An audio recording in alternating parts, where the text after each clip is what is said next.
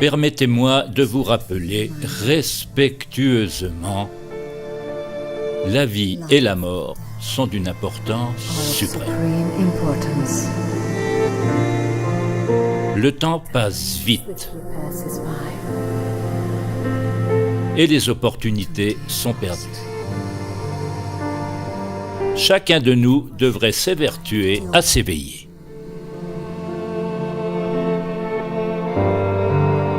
Éveillez-vous. Considérez cela attentivement. Ne gaspillez pas votre vie.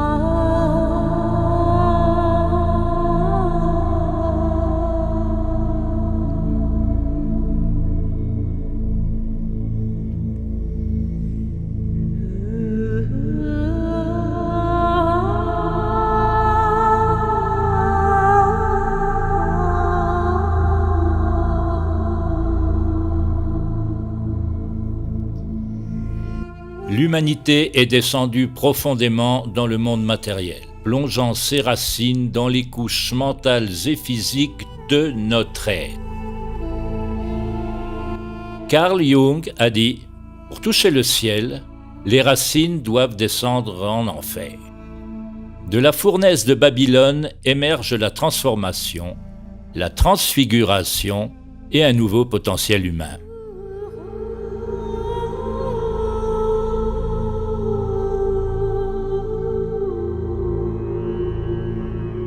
Les traditions orientales disent que le lotus de l'éveil émerge à partir de la boue du samsara et à partir de la souffrance.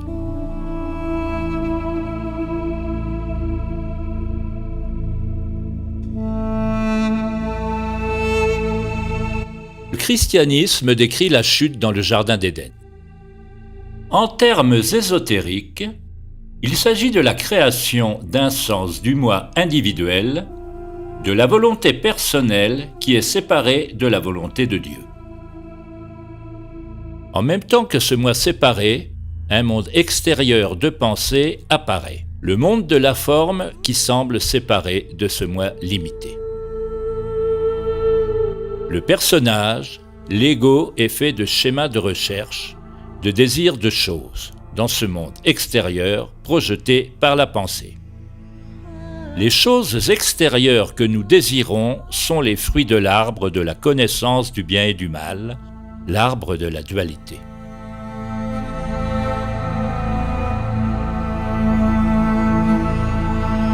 On pourrait dire que le péché originel est le désir de la conscience égoïque ou dualiste. Ceci est Maya, la situation dans laquelle l'humanité se trouve actuellement.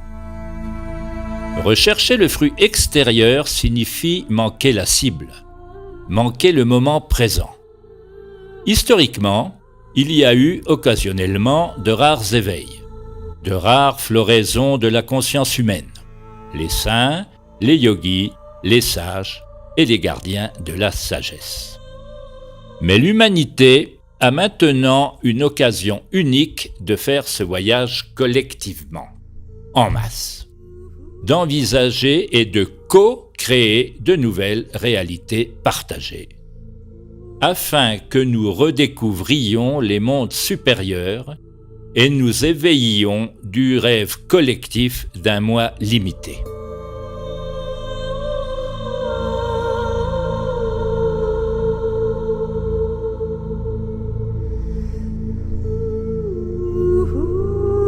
La plupart des humains vivent actuellement presque complètement identifiés avec les couches grossières, physiques et mentales de leur être, sans même avoir conscience que des niveaux supérieurs existent. La plupart des gens ne savent pas ou ne soupçonnent pas qu'il existe des capacités spirituelles qui sommeillent dans la structure du soi, attendant d'être activées. En réalisant ces capacités, nous nous connectons à des niveaux d'existence de plus en plus subtils, tout en rendant la structure du moi perméable à notre vraie nature, en nous désidentifiant de tous les niveaux du mental de Maya.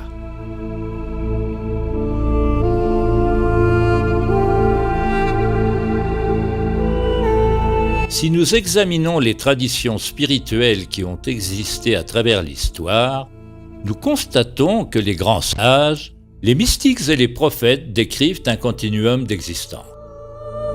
Les anciens enseignements védiques décrivaient 5 koshas, ou enveloppes de l'âme, s'étendant du monde physique et mental grossier, qui est le monde conditionné dans lequel la plupart des gens vivent aujourd'hui, au monde subtil qui inclut les mondes énergétiques, astral et mental supérieurs, les modèles archétypaux de l'existence, et finalement au monde causal où il n'y a ni pensée ni sensation.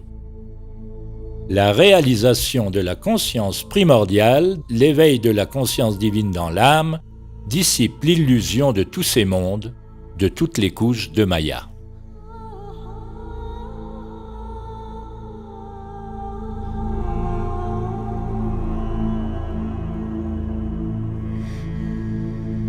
Les anciennes traditions contiennent de nombreux systèmes conceptuels et de langage qui pointent vers ce continuum allant du grossier au subtil jusqu'au causal. Qu'il s'agisse du système des chakras ou du système kosha des traditions védiques ou des tantien du taoïsme, tous les niveaux du champ du changement sont des mayas, la spirale qui obscurcit notre véritable nature et pourtant qui est l'expression de la vie elle-même. C'est à travers la spirale de la vie que nous faisons l'expérience de la vie humaine. Lorsque tous les niveaux de Maya sont réalisés comme étant vides de soi, ce qui devient possible est une non-dualité insondable, une union mystique au-delà de tout langage, qui inclut et transcende tous les autres niveaux.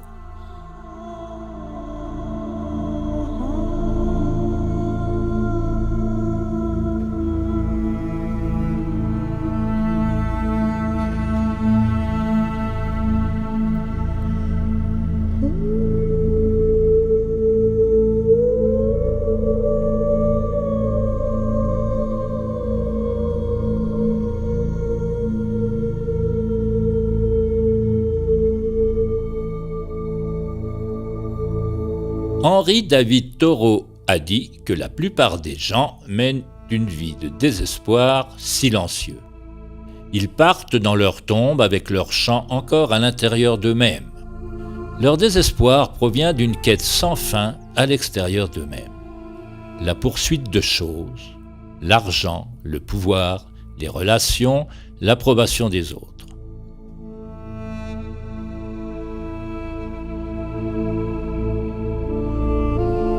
La racine de la souffrance réside dans l'attachement mental aux choses et non dans les choses elles-mêmes.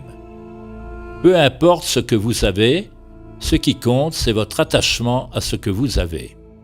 Nous formons des attachements au niveau sensoriel par la neuroplasticité. Partout où l'attention est portée, les neurones s'activent et se connectent entre eux, créant un programme dans le mental, une tendance vers un schéma, ce qui constitue le mental lui-même. Lorsque nous avons une habitude inconsciente, un schéma quotidien, nous ne sommes pas tellement dépendants des choses elles-mêmes. Nous ne sommes pas dépendants des drogues, de l'alcool, du sexe, de la nourriture et des médias, mais des sensations qu'ils produisent en nous. Nous devenons libres en observant directement le champ somatique, le champ des phénomènes changeants au niveau de la racine de la conscience. Nous restons équanimes, sans réagir, sans juger une sensation comme étant bonne ou mauvaise. Pour devenir libre, nous apprenons comment ces attachements se forment en amenant la conscience dans le monde intérieur subtil. Nous commençons à observer les phénomènes mentaux et sensoriels comme un champ de changement, plutôt que de nous attacher aux pensées et aux sensations qui entraînent l'identification et la création même du monde des formes. Ce champ de changement est également appelé prana ou énergie intérieure, la sensation de vitalité intérieure.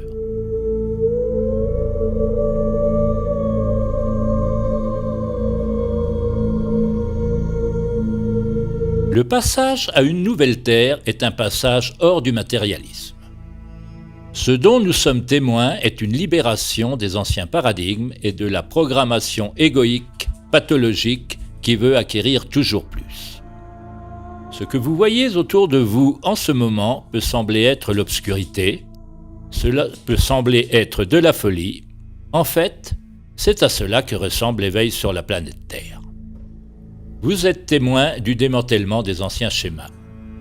De nombreuses personnes vivent une désillusion des systèmes politiques, sociaux, économiques et religieux actuels. Ils ne font plus confiance aux projets égoïques des médias, des industries et des systèmes dits spirituels. Ils ne font pas confiance à la sphère médicale ou au gouvernement. Les gens vivent une désillusion. Cette dissolution de l'illusion est une partie nécessaire pour voir la vérité. Un face-à-face avec la maladie spirituelle qui est inhérente à cette époque dans laquelle nous vivons, ainsi que pour se libérer de la conscience égoïque. Par conscience égoïque, j'entends les schémas de désir et d'aversion qui s'opèrent inconsciemment. Les sankharas collectifs ou schémas conditionnés qui créent les conditions de Maya, l'identification à nos personnages ou à des groupes sociaux ou à tout ce par quoi nous nous définissons. Avec les différents personnages et archétypes que nous incarnons au cours de cette vie. La structure du moi est une interface avec le monde. Nous ne voulons pas nous débarrasser de cette interface ou la détruire. Le chemin consiste à s'en désidentifier afin que notre sens du « je », le sens de l'existence, ne soit pas lié à une forme limitée, afin que nous ne souffrions pas lorsque le monde de la forme change. Le chemin humain est un voyage depuis l'existence pré-égoïque, qui est une unité fusionnée que nous avons expérimentée lorsque nous étions bébés, avec notre mère, jusqu'à la création d'une personne. Nous grandissons, nous créons un personnage. C'est une partie nécessaire de notre évolution afin d'amener la conscience de soi, d'amener un sens de soi ou de je. Nous sommes en fait à un stade adolescent de notre développement. Nous sommes dans un stade d'identification de l'ego. Mais l'étape suivante, au-delà de la conscience de soi, consiste à réaliser des niveaux transpersonnels de soi, réaliser des niveaux de conscience partagés, divers niveaux du logos, du mental supérieur. Vous pourriez dire niveau d'âme si vous préférez ce langage. Notre sphère de compassion s'étend. Il s'agit d'une expansion par l'amour.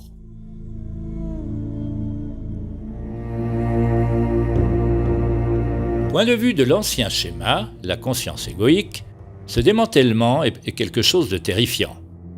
Il y aura de la confusion et de la douleur si vous vous accrochez aux anciens schémas. Ceux qui s'éveillent seront perçus comme une menace. L'éveil sera perçu comme une crise parce que c'est le démantèlement de ce qui est connu.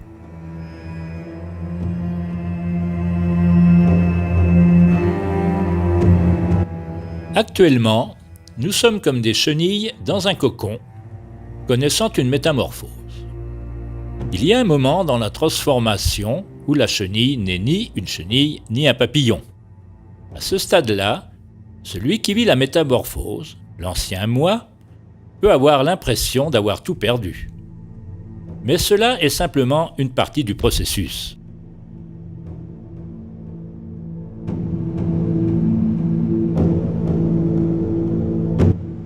La foi est un abandon au mouvement évolutionnaire, une connaissance profonde que nous nous dirigeons vers la source. L'illusion collective, que les anciens maîtres spirituels appelaient Maya, est liée à notre attachement collectif aux anciens schémas. Elle est liée à l'orgueil démesuré de l'homme, à la croyance que nous savons où nous allons, ce que nous faisons et qui nous sommes.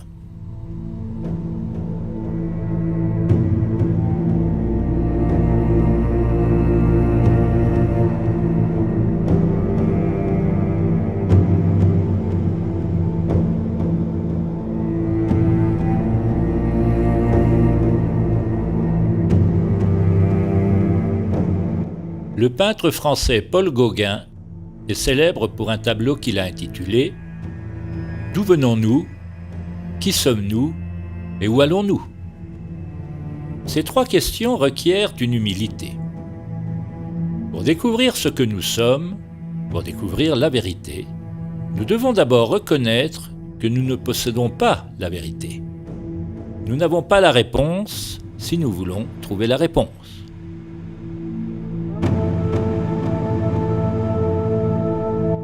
Il doit y avoir une véritable volonté de s'explorer et de se regarder soi-même. Comme le pèlerin de Dante dans la Divine Comédie, nous commençons le voyage pour se connaître soi-même, dans un bois obscur, égaré.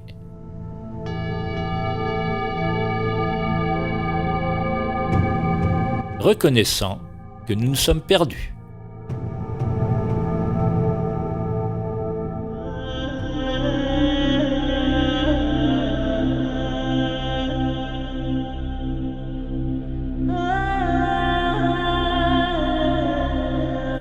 Dans les anciennes traditions védiques, les dimensions de l'être et du devenir étaient représentées par Shiva et Shakti. L'archétype féminin, le courant descendant, le courant de la manifestation est représenté par Shakti, par le triangle pointant vers le bas, qui indique l'involution de l'esprit dans le monde de la forme. Shiva représente le courant ascendant, le courant de la libération. Le triangle pointant vers le haut indique la conscience pure, sans aucune caractéristique, l'évolution au-delà du monde de la forme, le transcendant.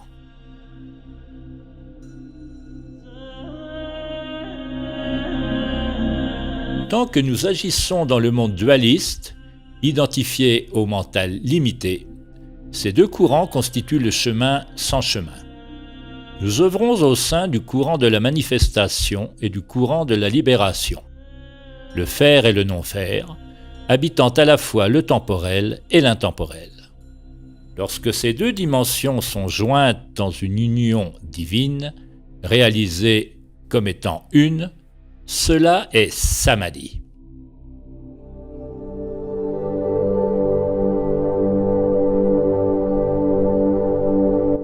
Lorsqu'elles sont unies, elles représentent l'équilibre et la coexistence de ces deux dimensions, comme l'étoile de David ou le symbole Anahata, qui est l'ancien symbole représentant le cœur spirituel, le son inaltéré, la source transcendante de l'Aum primordial qui fait danser l'univers.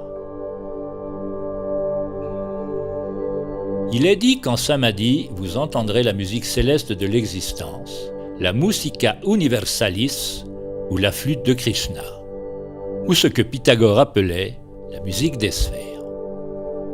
Bien sûr, ce sont toutes des métaphores pour quelque chose qui s'éveille dans les profondeurs de votre être, quelque chose au-delà du mental et des sens limités.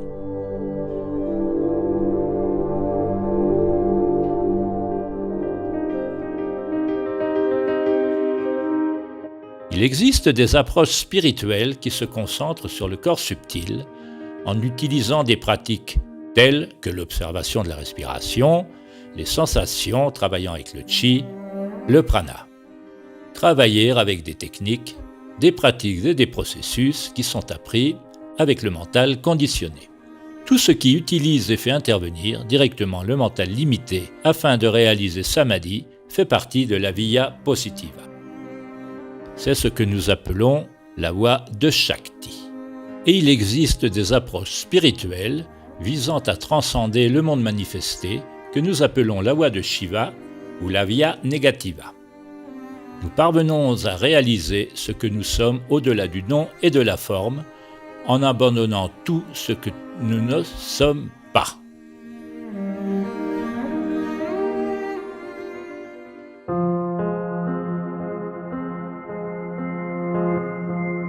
La voie qui mène à Samadhi a reçu de nombreux noms, tels que la méditation, la quête de soi ou la prière. La plupart des gens qui pratiquent ces choses aujourd'hui pratiquent une technique. Mais l'ancienne forme de méditation qui mène à Samadhi n'est en fait pas une activité. Ce n'est pas quelque chose que vous faites ou pratiquez, mais c'est en fait la cessation du méditant, du chercheur ou de celui qui fait.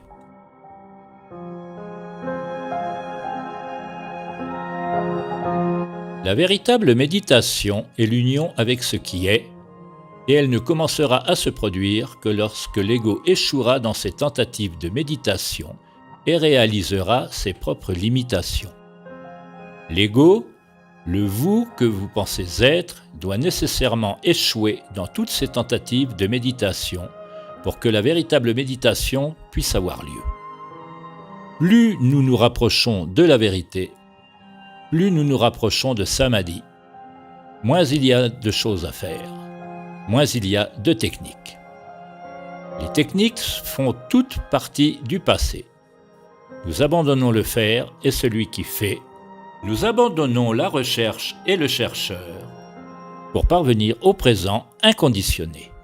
Certains enseignants donnent trop d'importance aux techniques, tandis que d'autres les négligent. Il est important de comprendre que la technique est un soutien.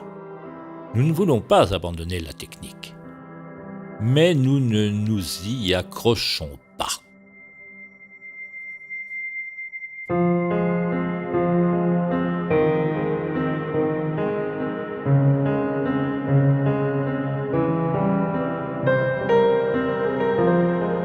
La voie qui a le plus fait ses preuves pour réaliser Samadhi est de se consacrer à de longues périodes de pratique spirituelle.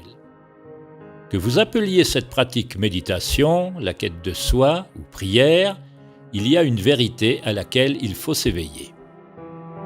Le yogi et sage Patanjali, qui a compilé les sutras du yoga il y a 2500 ans, a enseigné que le but global du yoga vise à mettre fin au tourbillon du mental. On pourrait dire qu'il s'agit de la cessation du karma, la cessation des schémas inconscients profonds qui gouvernent nos vies.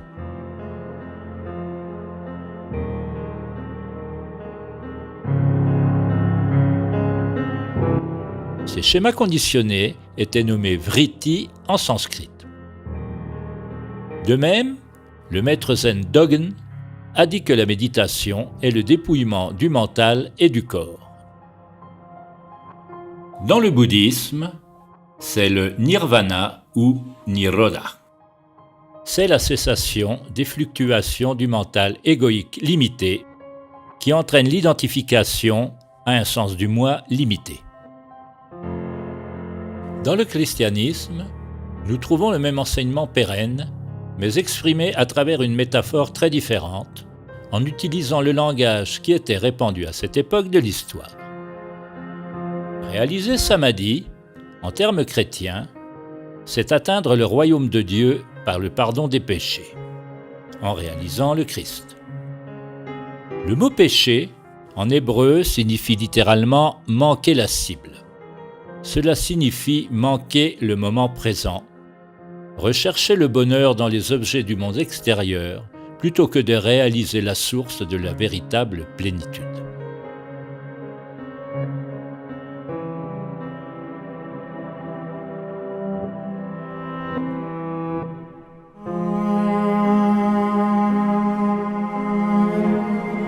Venir dans le maintenant, dans l'instant présent, c'est apprendre à renoncer aux préférences du mental conditionné, consumer les états opposés en restant non réactif à tout ce qui apparaît dans le champ du changement.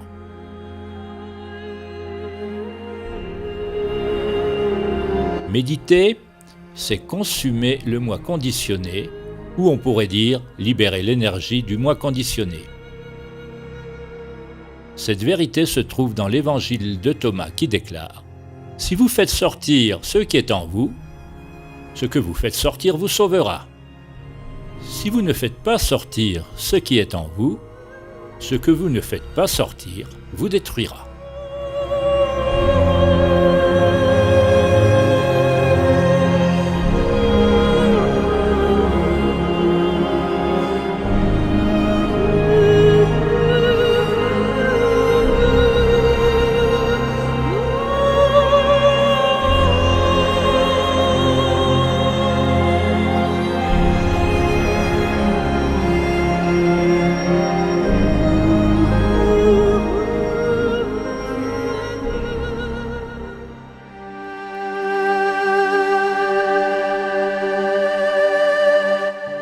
Une montagne peut être accessible par de nombreux chemins.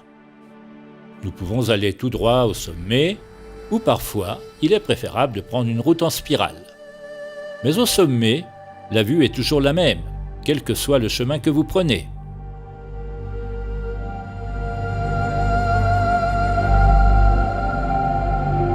Les humains ont créé des milliers de techniques de méditation au cours des millénaires. Sans parler des innombrables postures de yoga, des asanas, des respirations particulières ou pranayama et de toutes les variétés imaginables de rituels ou de pratiques.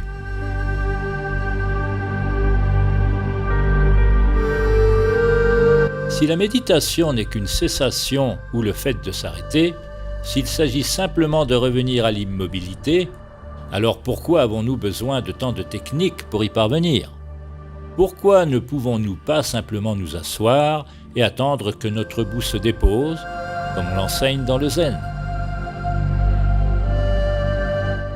La vérité est que nous pouvons simplement arrêter. Nous pouvons abandonner les activités de notre personnage. Cependant, comme l'a dit Einstein, bien que la réalité ne soit qu'une illusion, elle est persistante.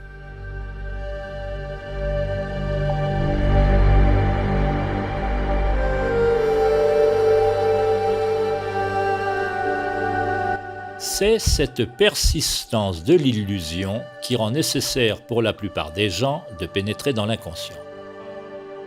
Pour rester réveillé, nous devons purifier l'avatar de ses sankharas, de son karma, de ses programmations, afin que les aspects inconscients du moi ne soient plus aux commandes du spectacle. Quand je dis purifier, je ne veux pas dire que l'avatar est en quelque sorte mauvais ou négatif.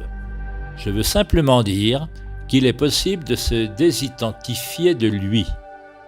Et le processus de désidentification est ce que nous appelons purification ou nettoyage.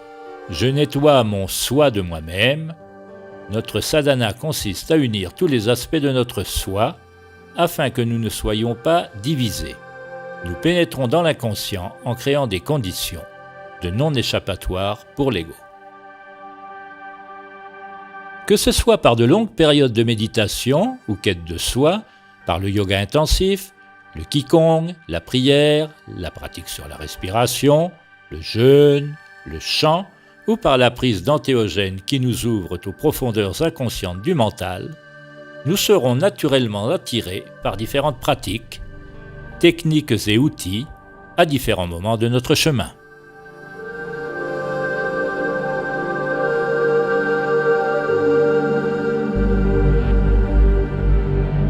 Quelle que soit la pratique ou la technique, la purification aura lieu tant que nous cultivons la présence et l'équanimité.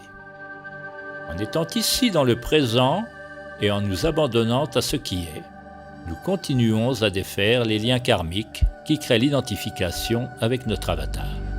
Nous abandonnons le jugement de toute sensation ou pensée, comme étant bonne ou mauvaise, en allant toujours plus profondément dans le champ sensoriel. Nous percevons toujours les phénomènes de plus en plus subtils, devenant ainsi pleinement conscients à ce qui se manifeste, au point de fusionner avec l'objet de méditation.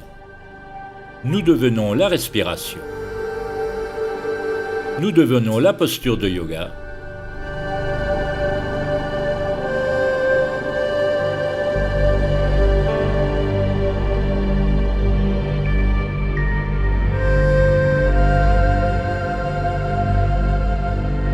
Nous devenons le chant.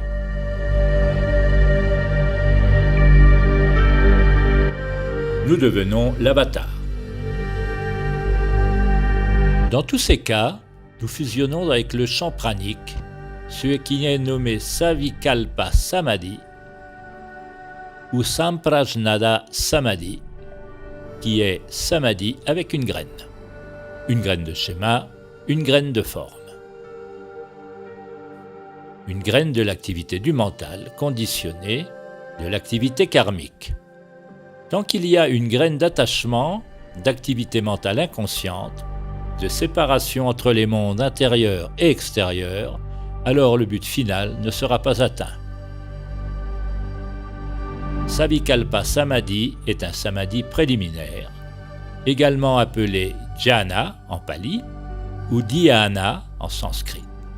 Il s'agit d'une consommation du karma au sein de la structure du moi, une préparation énergétique du contenant pour l'éveil de notre vraie nature qui se réalise par le non-faire, par la cessation de l'activité du mental.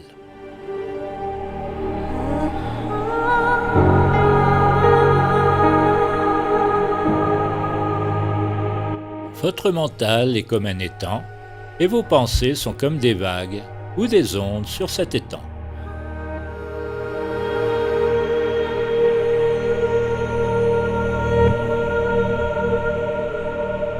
Pour qu'un étang devienne calme, que pouvez-vous faire ?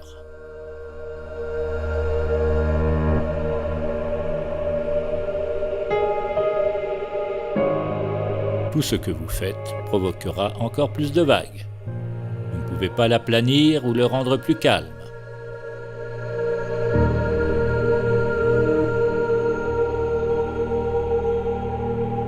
L'étang ne devient calme que lorsque vous avez abandonné tout effort, toute lutte, tout mouvement. Réaliser l'état naturel n'est pas quelque chose que vous faites. C'est une reconnaissance de ce que vous êtes, au-delà du mouvement du mental et des sens. Qui fait bouger le mental ? Reconnaissez qui choisit.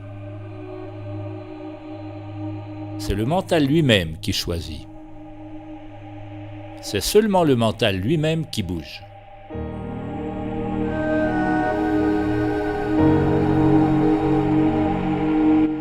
C'est le mental lui-même qui veut essayer de calmer le mental.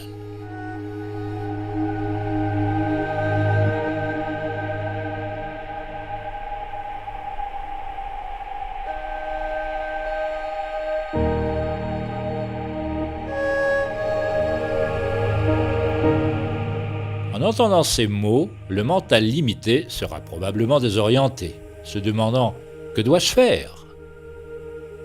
Acceptez simplement cette désorientation.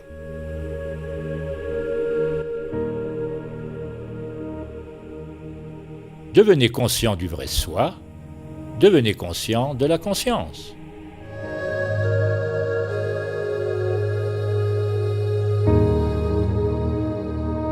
Restez avec cela jusqu'à ce que seul cela devienne votre réalité.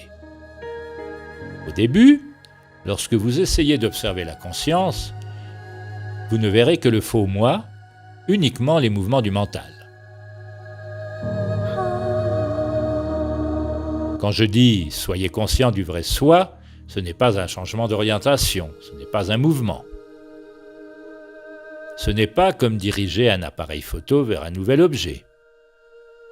Mais c'est plutôt un abandon ou une cessation de l'intérêt ou de l'attachement au mouvement du mental.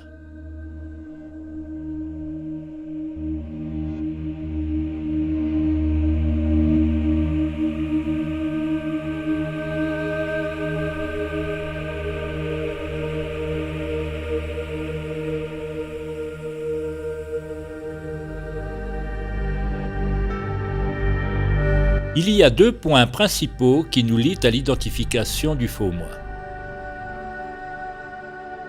Le corps veut le confort et le mental veut savoir. Le corps est attaché aux sensations de plaisir et une aversion de la douleur. Tout sadhana ou pratique spirituelle qui mène à samadhi implique fondamentalement 2 choses. Premièrement, l'abandon de la dualité du confort et de l'inconfort. Et deuxièmement, d'aller vers un mental qui ne sait pas. Un profond abandon intérieur, un abandon énergétique, et d'être présent sans penser, conscient sans choisir.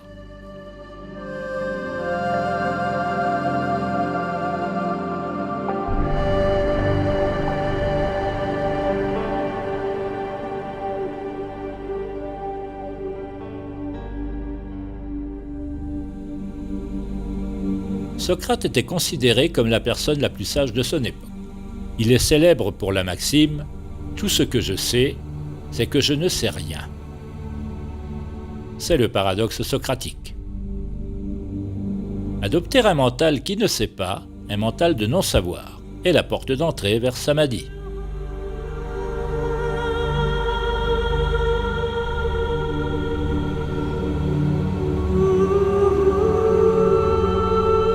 Attendez, restez immobile sans espoir, sans penser, parce que l'espoir serait basé sur une idée et maintiendrait la circulation de l'énergie dans le mental conditionné.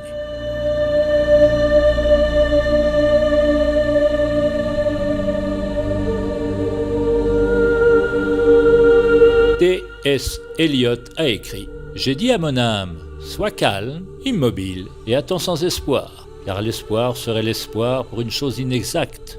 Attends sans penser, car tu n'es pas prêt pour la pensée. »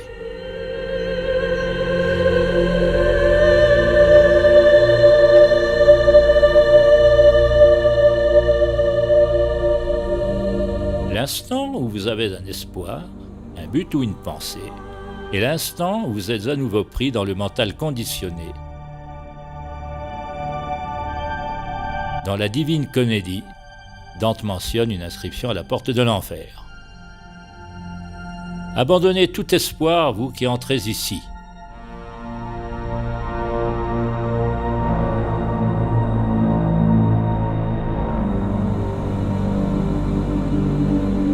Il s'agit en fait d'une instruction très pragmatique.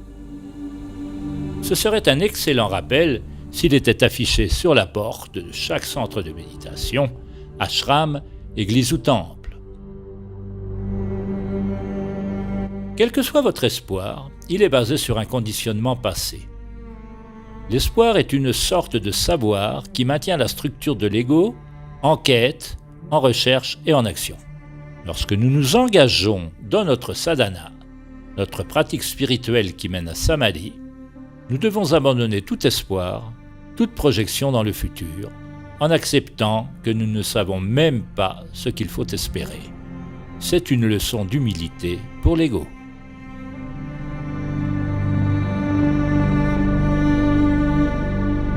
Lorsque nous abandonnons l'espoir, Nous abandonnons également la peur. L'espoir et la peur sont la projection du mental dans le futur, le câblage intérieur qui nous lie à l'identification. L'espoir est le désir, la peur est l'aversion. Si nous restons dans le présent, faisant l'expérience de ce moment tel qu'il est, alors où est l'espoir? Où est la peur? Notre tâche spirituelle consiste à aller en profondeur et à défaire les liens qui nous lient à l'identification avec notre personnage. Nous allons au-delà du confort et de l'inconfort en entrant dans l'espace du non-savoir. Nous pouvons pratiquer cela aussi bien au travers des pratiques formelles que dans la vie quotidienne. Méditer, se connaître soi-même, c'est se consumer dans l'instant présent.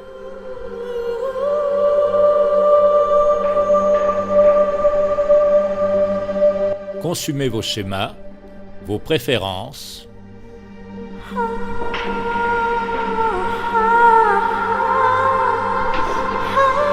Et ce n'est pas quelque chose de séparé de votre vie. Être capable d'abandonner vos schémas, vos réactions et vos jugements, alors que vous êtes en plein dedans, abandonnez la lutte et la pratique la plus profonde. C'est le seul combat que vous gagnez en abandonnant, en vous rendant, en mourant sur le champ de bataille, en montant volontairement sur la croix.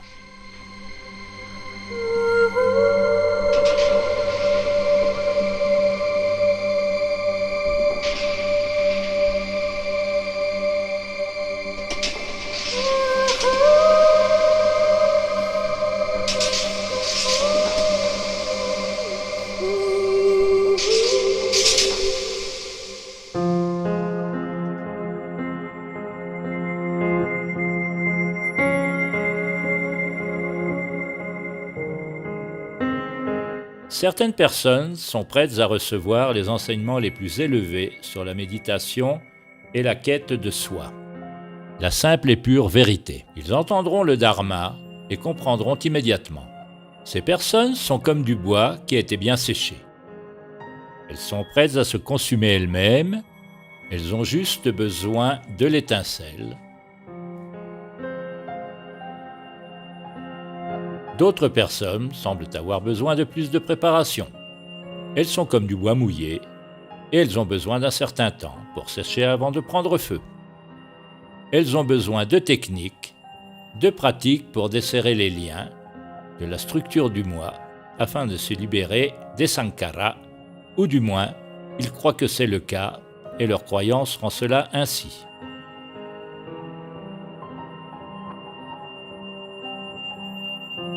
Les pratiques et les techniques sont comme des soutiens. C'est comme utiliser une épine pour enlever une épine, ou un schéma pour enlever un schéma. Les pratiques spirituelles, telles que la récitation de mots, la pratique d'une discipline, ou tout ce qui est appris ne sont que des imitations. C'est quelque chose de répétitif et de conditionné. Du fait que toutes les techniques sont des schémas conditionnés dans le mental, la pratique elle-même ne mènera jamais au-delà du mental, à samadhi. Vous resterez dans le schéma, dans un état robotique et répétitif. Il faut se tenir faiblement à la technique, afin de permettre à l'énergie intérieure de circuler librement. Lorsque vous devenez absorbé dans l'énergie intérieure, alors l'action conditionnée est abandonnée.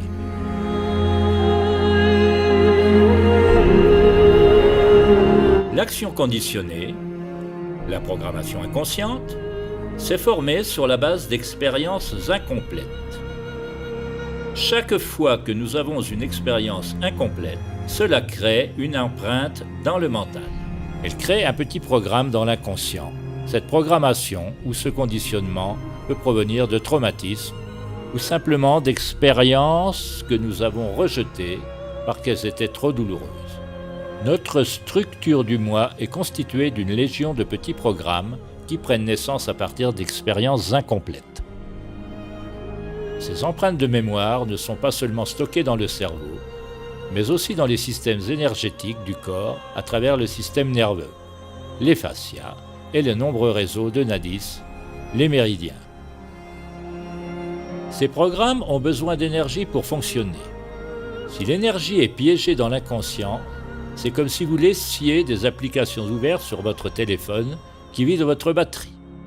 Notre sadhana consiste à apprendre à fermer les applications de notre téléphone. Pour devenir libre, nous amenons la conscience vers les sensations subtiles, vers le champ des phénomènes changeants de l'énergie en nous, sans réagir à toute pensée ou émotion qui se manifeste.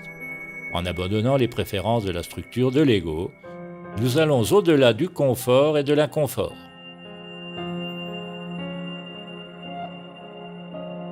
Tout dans le monde extérieur nous oriente dans la mauvaise direction. La société nous dit de faire disparaître notre douleur et de rechercher le confort.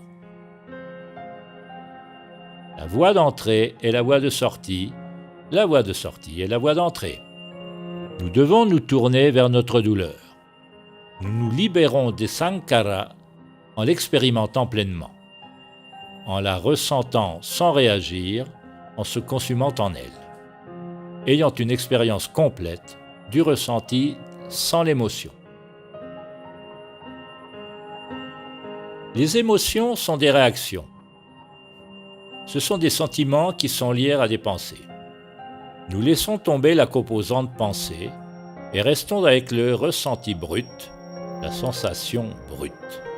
Il a été dit que la voie de la libération ne consiste pas à se sentir mieux, mais à améliorer sa manière de ressentir. Des exemples ultimes de cela sont ceux de Jésus sur la croix, ou de la méditation du Bouddha qui a conduit à son illumination. Il s'agit de faire face à sa plus grande douleur, à ses plus grandes peurs, en abandonnant les concepts, le savoir et les jugements du bon ou du mauvais. L'éveil n'est que l'étape initiale d'un processus accéléré de développement intérieur, de la croissance du lotus intérieur, de la transformation en un pont vivant, de la purification du véhicule humain pour abriter la conscience divine.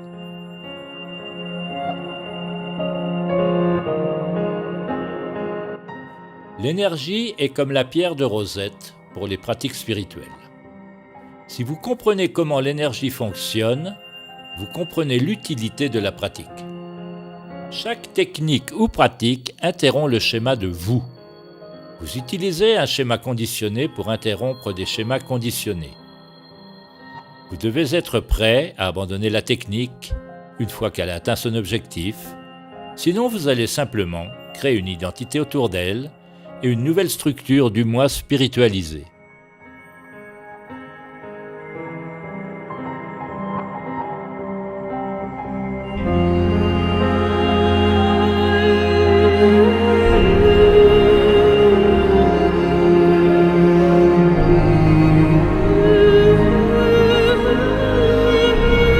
Pour atteindre les niveaux les plus profonds de la méditation, nous devons laisser tomber tout ce que nous pensons savoir sur la méditation. Les termes anciens pour désigner la méditation, jhana, dhyana, zen ou chan, font référence à une sorte de dissolution intérieure, une sorte d'absorption méditative, une transformation ou une purification intérieure du conditionnement égoïque. L'ancienne signification du mot jhana est liée au mot pali japeti, qui signifie consumer. Il s'agit de consumer les impuretés, les péchés ou les sanskaras. C'est une consommation de l'identification du faux moi, une consommation de l'illusion, une consommation de toutes les préférences à partir desquelles la construction de l'ego est faite, ainsi qu'une libération et une émergence de l'énergie intérieure. Nous devenons équanimes avec ce qui est, nous abandonnons à ce qui est, attentifs à ce qui est.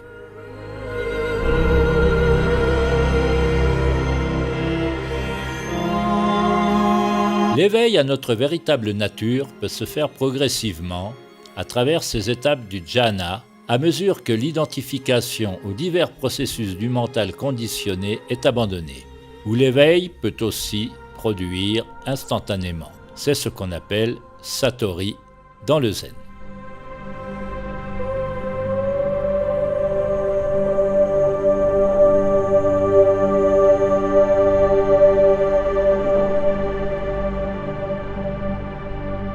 L'enseignement le plus pur est transmis en silence, mais avec le monde tel qu'il est aujourd'hui, très peu comprendront ou seront attirés par la source de ce silence.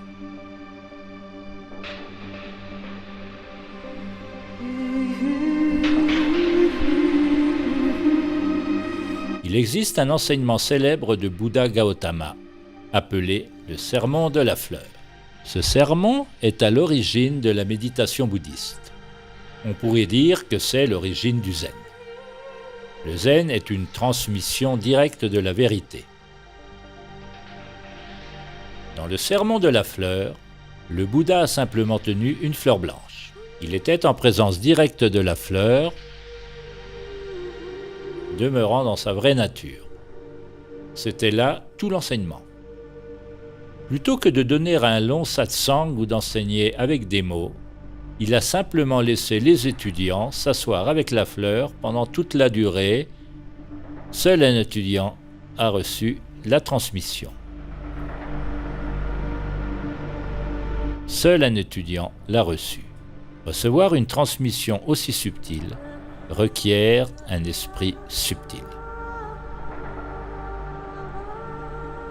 La plus grande vérité est transmise dans le silence. Comment pouvons-nous recevoir cette transmission de l'esprit de Bouddha? Comment pouvons-nous recevoir cette transmission de l'esprit de Bouddha? Ce que nous sommes déjà. La conscience primordiale est partout, lorsque nous avons des yeux pour voir, et nulle part en particulier. À l'éveil, la vérité est si simple à voir que vous n'avez pas besoin du mental. Le mental cherche et recherche. Lorsque ce mouvement est abandonné, lorsque ce mouvement est consumé, la vérité demeure. Vous êtes déjà ce que vous cherchez, mais vous êtes identifié avec le faux moi. Prenez conscience de la fleur et prenez conscience de qui ou de quoi observe la fleur. Qu'est-ce qui sépare l'observateur et l'observé? La méditation ou jhana consiste à être présent ici et maintenant, sans faire intervenir les images du mental, les idées et les concepts. Si la conscience est pleinement présente, de sorte qu'il n'y ait plus de savoir, même dans l'inconscient, alors il n'y a plus d'observateur et d'observé. Il n'y a plus de relation entre vous et une chose. Il n'y a plus de fleurs et d'observateurs séparés. C'est seulement le mental limité qui voit les choses. L'activité du mental limité est la création de choses. La création de l'expérience, du temps et de l'espace. La création de la dualité de l'expérience et de l'expérimentateur. Il est possible de s'éveiller, ici et maintenant, à une dimension profonde du calme, de l'immobilité au-delà du mental, sans repousser le mental, mais en le laissant être exactement tel qu'il est, sans pour autant se laisser prendre dans le mental. N'essayez pas d'analyser ces mots, ce ne sont pas des concepts. Si la présence s'est réalisée elle-même en entendant ces indications, ne laissez pas le mental s'y impliquer. Dès que vous recevez la transmission, éteignez cette vidéo et restez dans la conscience en tant que conscience.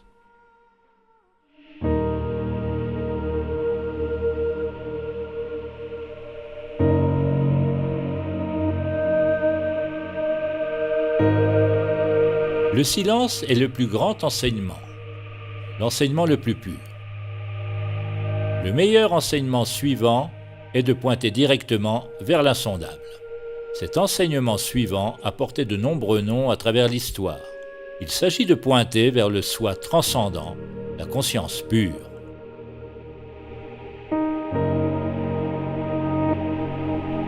Dans le bouddhisme, il est appelé Prajna Paramita, ce qui signifie la connaissance ultime ou la sagesse parfaite, qui se distingue de la connaissance ordinaire ou de la connaissance conditionnée.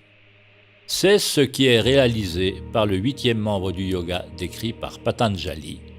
Dans le shivaïsme, cet éveil peut être décrit comme l'unité avec Ishvara ou Shiva, qui sont des noms pour la conscience absolue. Dans les traditions mystiques occidentales, les termes énose ou apophatisme ont été utilisés pour désigner l'union avec l'un. Plotin disait que l'un transcende tous les êtres, mais est immanent en eux. Dans le Dzogchen tibétain, il est décrit comme l'état naturel et primordial de l'être. Ils utilisent le mot Rigpa pour désigner le fondement de l'existence. Dans le soufisme, c'est le secret des secrets, réalisé par Fana, qui est l'annihilation, apprendre à mourir avant de mourir.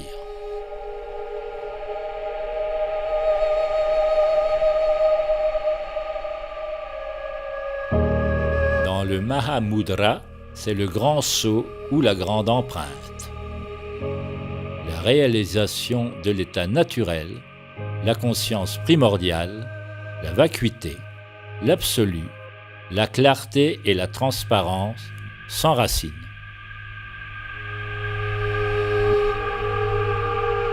N'écoutez pas ces mots avec le mental, mais reconnaissez dans les profondeurs de la conscience ce vers quoi ils pointent.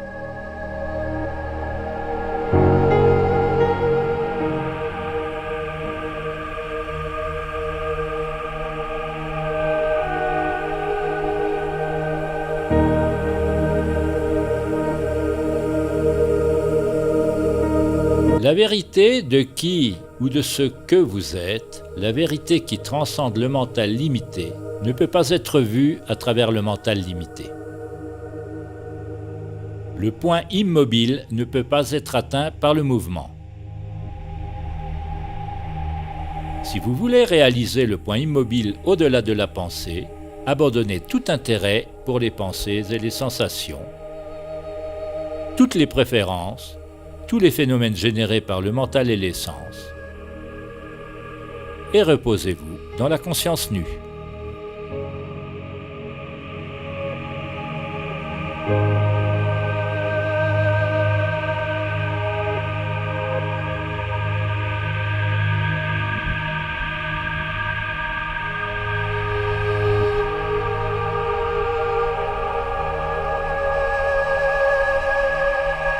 Les pensées et sensations sont un champ de phénomènes en constante évolution.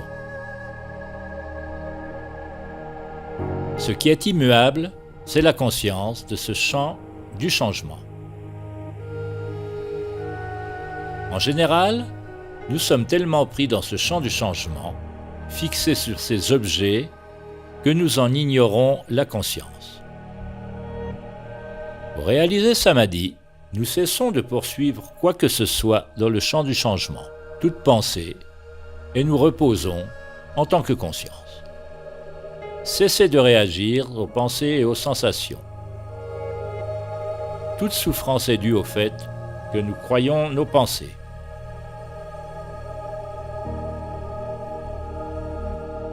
Observez l'habitude qu'a le mental de juger ou d'étiqueter toute pensée ou sensation comme étant bonne ou mauvaise.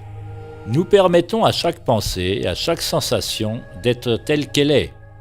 Nous ne repoussons rien et nous ne nous laissons pas prendre par les pensées ou happer par leur contenu.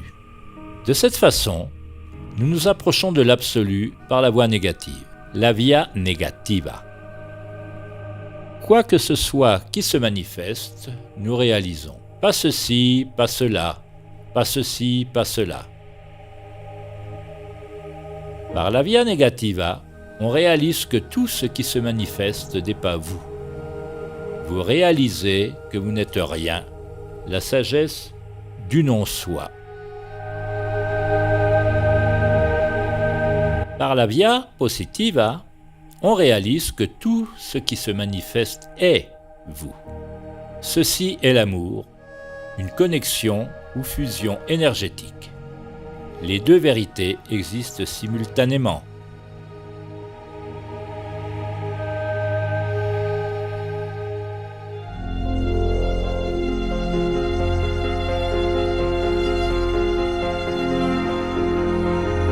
La forme est identique à la vacuité est identique à la forme.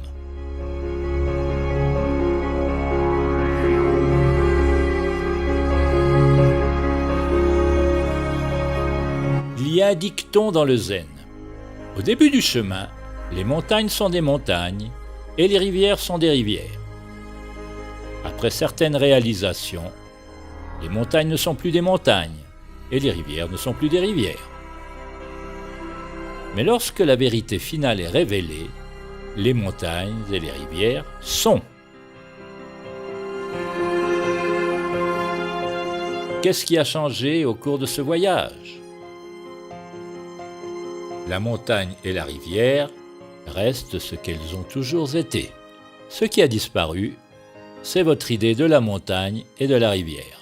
Ce qui a disparu, c'est le tourbillon du mental qui sert d'intermédiaire, qui crée l'illusion de la séparation entre vous et le monde.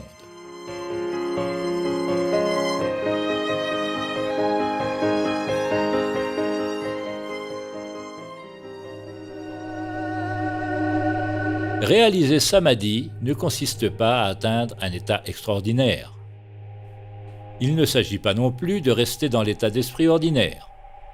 Seul le mental limité, le mental égoïque, différencie l'ordinaire de l'extraordinaire.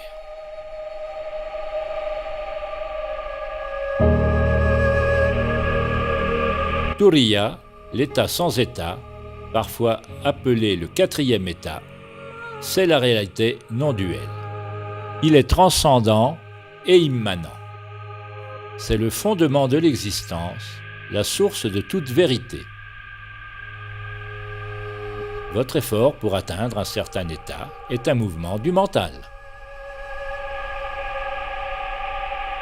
Réaliser le fondement de l'existence ne signifie pas transcender le physique et demeurer dans le monde subtil ou le monde causal, car toutes ces dimensions de vous-même existent simultanément. Le grossier, le subtil et le causal existent ici et maintenant. Ce n'est pas le mental limité lui-même qui crée la division.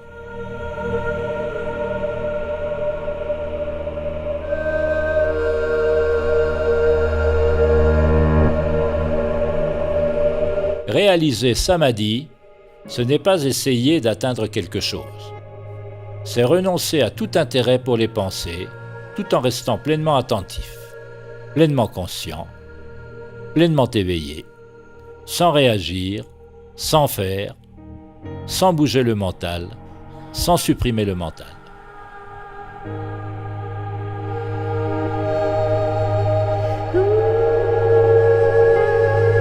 Être conscient, être pleinement attentif à ce qui se passe, sans l'intermédiaire du conditionnement égoïque, sans concept, sans contrôle, manipulation ou distorsion, sans le filtrage du mental limité, c'est être présent sans choisir.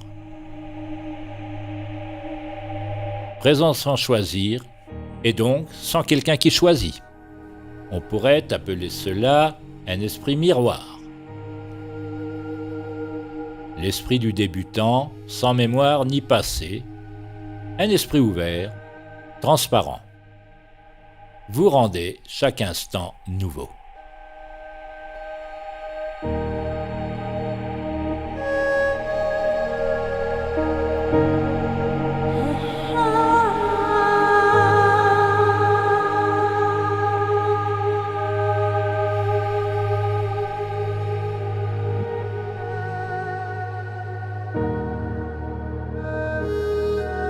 Chaque fois que le mental bouge inconsciemment, même le plus petit mouvement, cela provient du filtrage au travers du conditionnement de la structure du moi limité. Chaque fois que le mental bouge inconsciemment, c'est à cause d'une certaine insatisfaction qui est appelée dukkha dans les anciennes traditions. Comment puis-je me libérer de dukkha? Comment puis-je me libérer de toute insatisfaction? Écoutez attentivement. Pour le mental limité, il y a un paradoxe. Le mental égoïque limité entend la question et veut savoir comment faire cela. Mais ce mental limité ne peut pas faire cela. Le mental limité échouera toujours dans toutes ses tentatives pour réaliser samadhi. Il doit échouer. Le mental limité ne peut pas s'éveiller. La conscience primordiale se réveille de son identification avec le mental limité.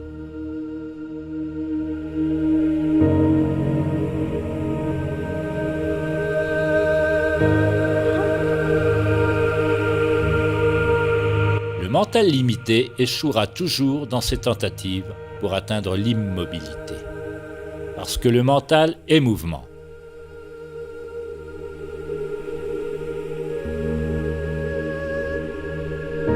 Le mental lui-même est mouvement, et ce mouvement crée l'expérience du temps et de l'espace, il crée la séparation. C'est un processus sans fin de faire. Sur le chemin sans chemin, nous nous éveillons de l'identification avec le personnage qui fait, à la reconnaissance de la dimension de l'être.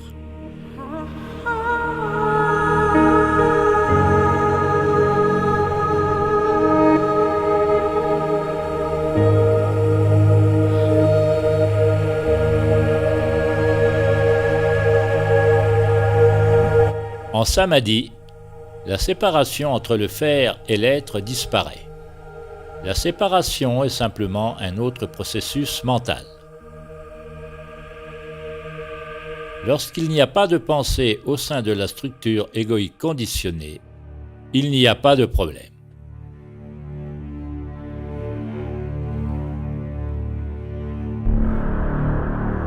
Le vous que vous pensez être est un processus, un mouvement constant de la pensée égoïque, une collection de schémas et de préférences. Ce vous doit mourir. Le schéma pathologique du vous doit prendre fin pour que samadhi puisse être réalisé. Laissez-vous imprégner par cela.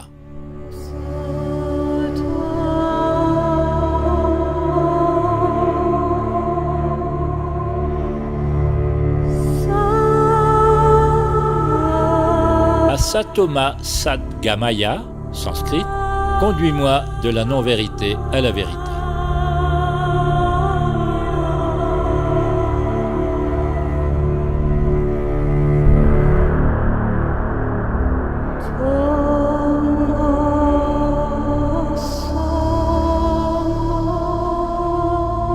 Tamaso Majyotirgamaya, conduis-moi de l'obscurité à la lumière.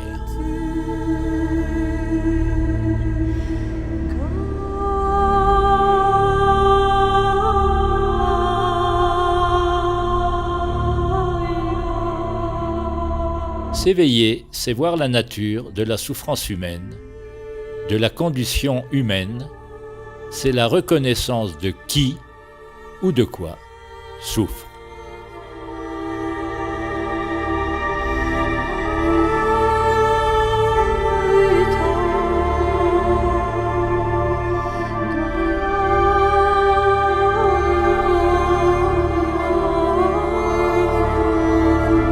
Il n'y a pas de technique pour réaliser la conscience primordiale. Aucun processus qui puisse être appris. Aucune formule qui puisse être pratiquée. Ce que je veux dire est que cela peut être reçu en un instant, en un éclair. C'est précisément l'abandon de toute formule, de tout savoir, de tout faire, de tout projet égoïque qui crée les conditions optimales pour que la conscience primordiale s'éveille.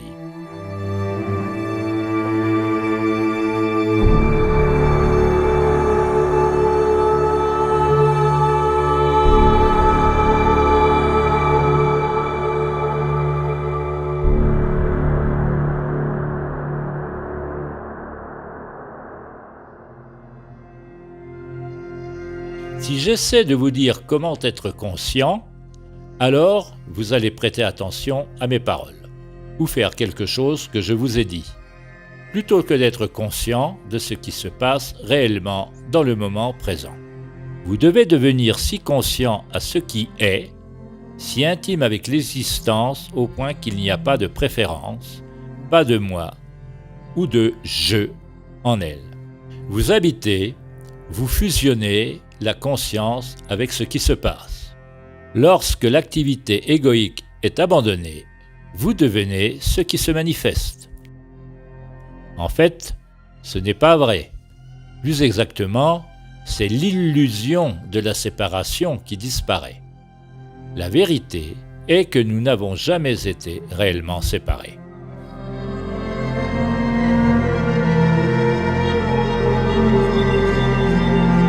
Les maîtres spirituels ont donné l'instruction suivante pour atteindre Samadhi. Sois immobile, calme et sais. Sois immobile et connais le véritable soi, la conscience primordiale au-delà du nom et de la forme. Sois immobile et sais que tu es Dieu, le vrai soi, la nature de Bouddha.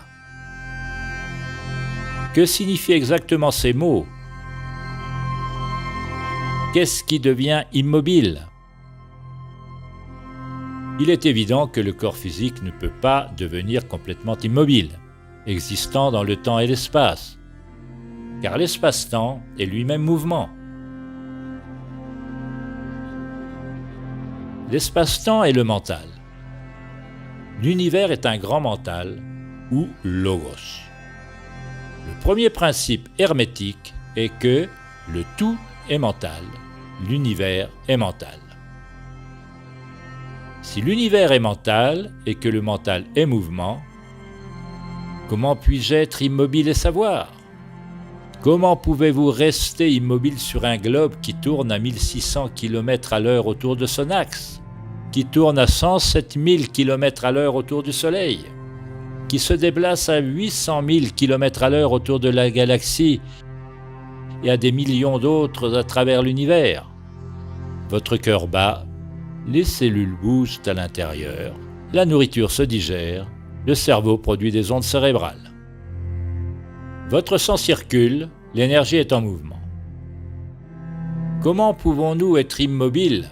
Lorsque les maîtres spirituels disent « Sois immobile, calme et sais », ils doivent parler de quelque chose d'autre, quelque chose au-delà du temps et de l'espace, quelque chose au-delà du physique et du mental.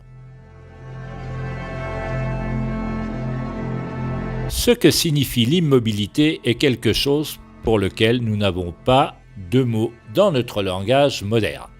La langue sanskrite, la langue des yogis, possède des termes plus précis qui renvoient à la non-dualité. Le terme shunyata est souvent traduit par vide, immobilité ou vacuité. L'immobilité, le calme, est peut-être le mot français le plus proche, mais il est inadéquat pour décrire quelque chose qui n'appartient pas à ce monde dualiste. Ce qui est en fait réalisé est la conscience primordiale qui est au-delà de l'immobilité et du mouvement, au-delà du temps. Elle est éternelle, c'est le fondement de votre être, la nature essentielle de la réalité qui ne change pas. En fait, elle est au-delà de ce qui change et de ce qui ne change pas. Lorsque notre véritable nature est réalisée, il devient évident que le silence et le bruit sont une dualité créée par le mental. L'immobilité et le mouvement sont une dualité créée par le mental.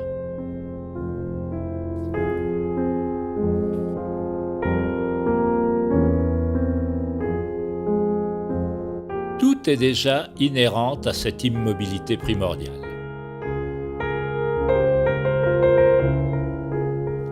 mouvement du monde est identique à l'immobilité.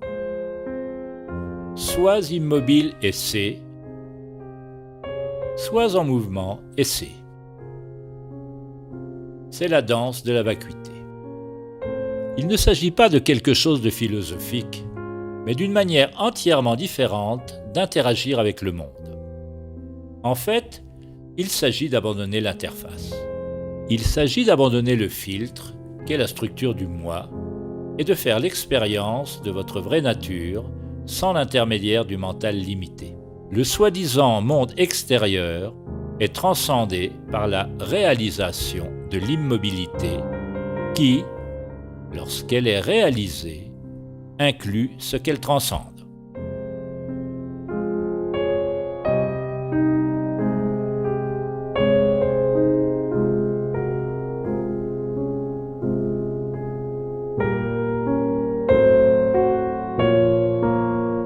Si vous pensez avoir compris Samadhi, après avoir vu ce film, alors vous n'avez pas compris ce qui est dit.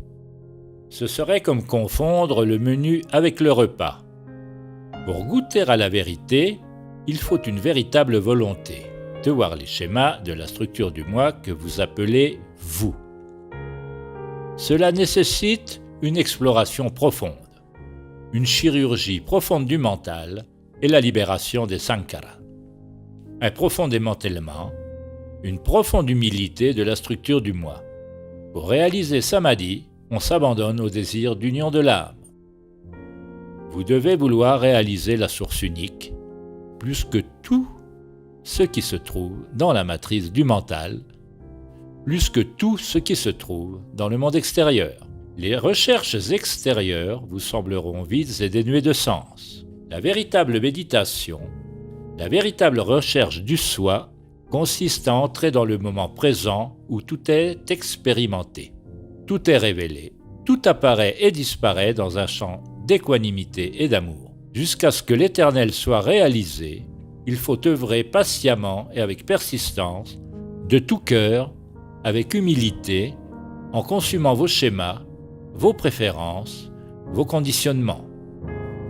On ne peut pas faire se produire l'éveil en utilisant le mental conditionné.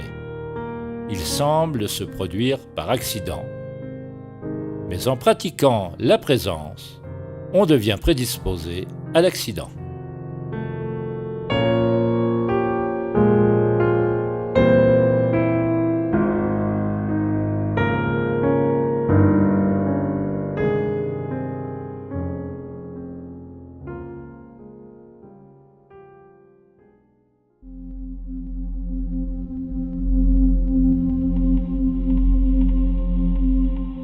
Les dernières paroles de Socrate avant son exécution étaient un avertissement pour le monde entier. Il a dit que nous avons une grande dette envers Asclépios. Payez-la et n'oubliez pas. Asclépios était le dieu de la guérison. Et vous connaissez peut-être le bâton d'Asclépios, qui est un bâton entrelacé d'un serpent. Il représente l'énergie de guérison, l'énergie intérieure qui est vivante, libre de tout conditionnement, libre de se mouvoir par sa propre intelligence, par opposition à l'énergie du mental dualiste. Au cours des premiers siècles avant Jésus-Christ, le symbole d'Asclépios a été apposé sur certaines des premières pièces de monnaie produites en masse dans la Grèce et la Rome antique, et il s'est transformé en ce que nous appelons aujourd'hui le symbole du dollar. C'est un ancien rappel, caché à première vue. Un rappel qu'un échange d'argent est un échange d'énergie.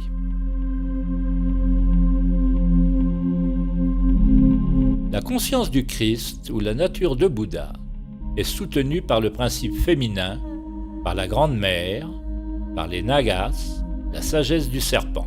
Cette sagesse nous enseigne à purifier le temple intérieur, à nous purifier de l'ego. Le principe féminin a porté d'innombrables noms au cours de l'histoire. Gaïa, Shakti, Sophia, Logos, Mahalakshmi, Parvati, Durga, Isis, Marie. la spirale de la vie. Cette énergie vivante du mental supérieur est l'intelligence innée de l'univers. Cette sagesse naturelle a été systématiquement réprimée, diabolisée, exploitée et contrôlée au cours des derniers millénaires. Afin de libérer l'énergie des définitions inconscientes que nous détenons, nous devons défaire les liens qui créent l'identification avec la structure de l'ego. Abandonner l'attachement au confort, abandonner le fait de savoir. En ce moment même de l'histoire, en ce moment même en vous-même, la dette dont parle Socrate arrive à échéance, à la fois individuellement et collectivement. Il n'y a qu'une seule monnaie avec laquelle vous pouvez payer cette dette. Vous devez la payer avec vous-même.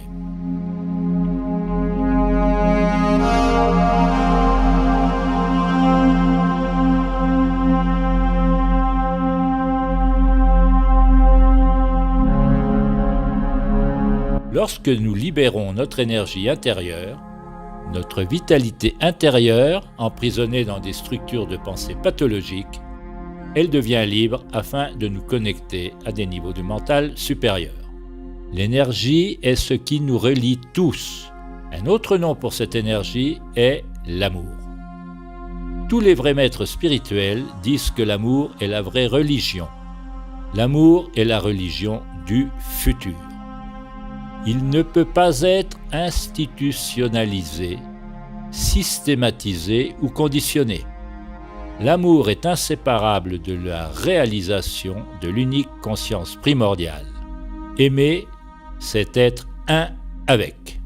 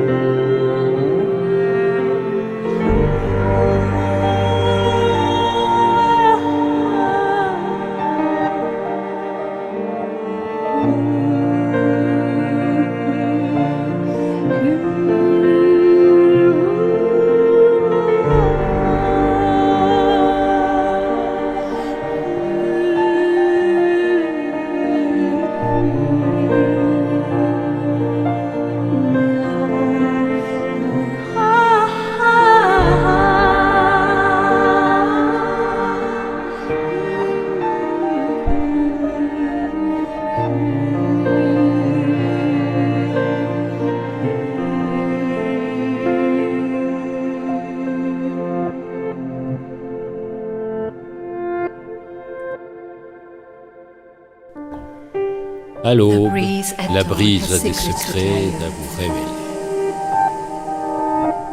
Ne vous rendormez pas. Vous devez demander ce que vous voulez vraiment. Ne vous rendormez pas. Les gens vont et viennent sur le seuil de la porte où les deux mondes se touchent.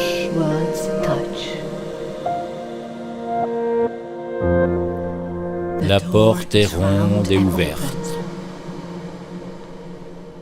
Ne vous rendormez pas.